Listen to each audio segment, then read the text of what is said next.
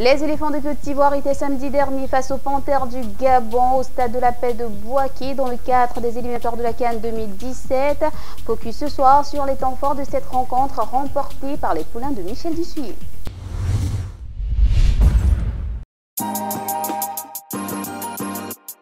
L'ambiance de la CAN 2021 à Bouaké pourrait ressembler à ça.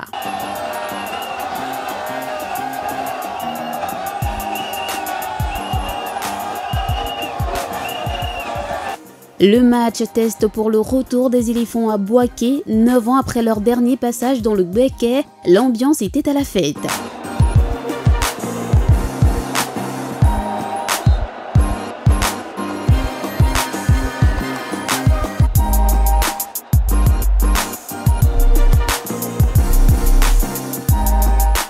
Côte d'Ivoire-Gabon, une belle affiche sans enjeu, mais le public sportif de Bouaké ne voulait en aucun cas se laisser raconter.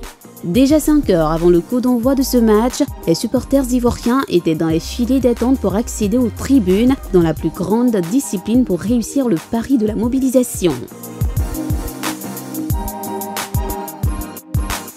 La FIFA fait la bonne pioche, le test humain était une réussite à Bouaké. Ce sont deux équipes remaniées qui se sont présentées pour cette rencontre sans grand enjeu. C'était le moment de tester les nouvelles trouvailles. Notre regard s'est porté sur le jeune Jonathan Kodja, 26 ans, évoluant à Bristol City en Angleterre. Celui qu'on a désigné comme le futur Drogba n'a pas fait mentir la rumeur. L'attaquant ivoirien qui a seulement 2 sélections a fait soulever tout un stade à la seconde mi-temps après son somptueux but. Un but qui le met en toute confiance et confirme tout le bien dont on a dit de lui. Score final de ce match, 2-1, les éléphants l'emportent grâce à une réalisation d'Ismaël Diomandé, entré en jeu en seconde partie du match.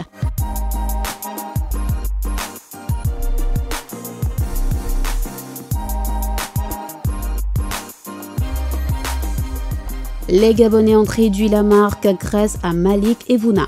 Côte d'Ivoire-Gabon à Bouaké, ce fut une réussite dans l'organisation. Pour la sécurité, des détails sont à revoir.